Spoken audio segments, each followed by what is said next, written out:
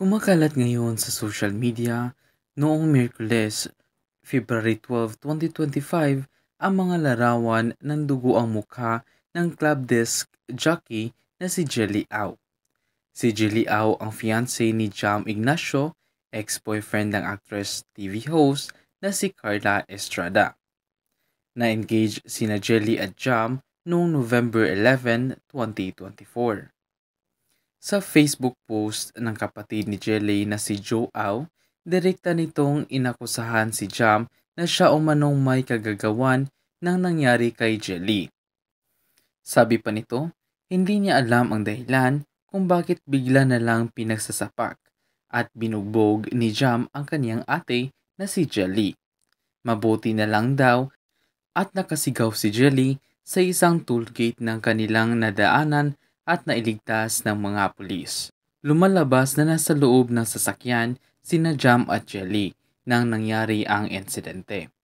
Lahad ni Joe sa kanyang post, bigla na lang pinagsasapak, binubog habang pauwi ate ko.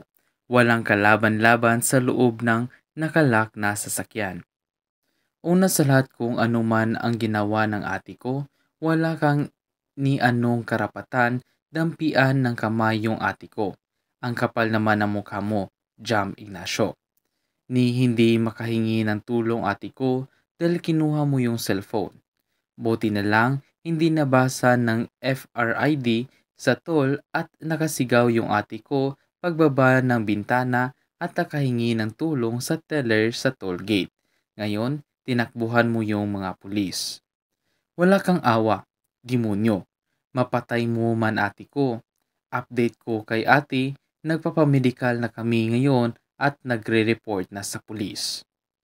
Si Jelly ay nagbahagi rin ng ilang larawan sa Instagram stories nang nangyari sa kanya. Kabilang dito ang selfie niya kung saan makikitang bugbog sarado ang kanyang mukha. Sabi ni Jelly sa caption, "Tangina mo, Jam Ignacio, magkita tayo sa kulungan." May isa ring larawan kung saan makikita ang fasada ng isang hospital emergency wing na pinagdalhan sa kanya upang lapatan ng karampatang lunas. Sa isang larawan ay pinasalamatan ni Jelly ang kapatid na si Joe na nag-asikaso sa kanya.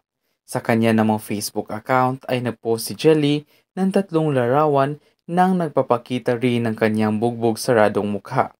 Muli niyang inulit ang bantang ipinakukulong si Jam. Caption niya rito, "Happy Valentine's." Tingnan mo, Jam Ignacio. Mapapatay mo ko, wala akong ginagawang masama para ganituhin mo ko. Halos mamatay ako sa ginawa mo. Papakulong kita. Bago ng insidente, nagpost pa si Jelly ng short video na nagpapakitang maayos pa sila ni Jam.